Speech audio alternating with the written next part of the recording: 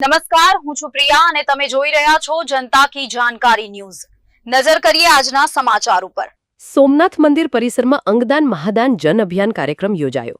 સોમનાથ ટ્રસ્ટના સહયોગથી અંગદાન ચેરિટેબલ ટ્રસ્ટ દ્વારા જનજાગૃતિ કાર્યક્રમ કોડીનાના ધારાસભ્ય ડોક્ટર પ્રદ્યુમન વાજા તથા જિલ્લા પંચાયત ઉપપ્રમુખ રાજવીર ઝાલા સહિતના અગ્રણીઓની ઉપસ્થિતિ।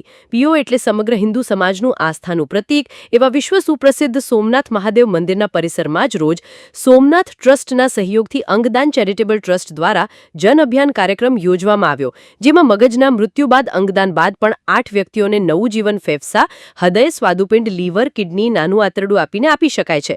જે અંતર્ગત અંગદાન ચેરિટેબલ ટ્રસ્ટના અગ્રણી દ્વારા સોમનાથ આવતા યાત્રિકો, પોલીસ સ્ટાફ સહિતને રજીસ્ટ્રેશન કરવામાં આવ્યું, જેમાં કોડીનાને ધારાસભ્ય ડોક્ટર પ્રદ્યુમન વાજા, જિલ્લા પંચાયતના ઉપપ્રમુખ રાજવીર ઝાલા, યુવા ભાજપના અગ્રણીઓ સહિત જોડાયા હતા। સર્વે ભાવિક ભક્તોને નમસ્કાર। મારું નામ ડૉક્ટર પ્રદ્યુમન ગનુભાઈ વાજા, ધારાસભ્ય કોડીનાર। આજે પવિત્ર શ્રાવણ મહિનાનો આ અંતિમ સોમવાર છે, જે સમગ્ર સમાજ માટે પવિત્ર દિવસ ગણાય છે।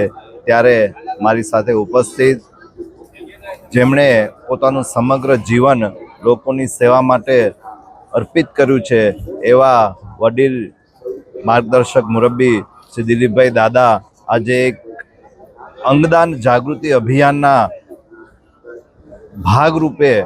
જાગૃતિના ભાગરૂપે આજે સોમનાથ મહાદેવના પટાંગણમાં ઉપસ્થિત છે પોતાની ટીમ સાથે। અને જ્યારે મૃત્યુ પહેલાં રક્તદાન અને મૃત્યુ બાદ અંગદાન એ જ શ્રેષ્ઠ દાન છે, જેમાં એક વ્યક્તિ દ્વારા અનેક વ્યક્તિને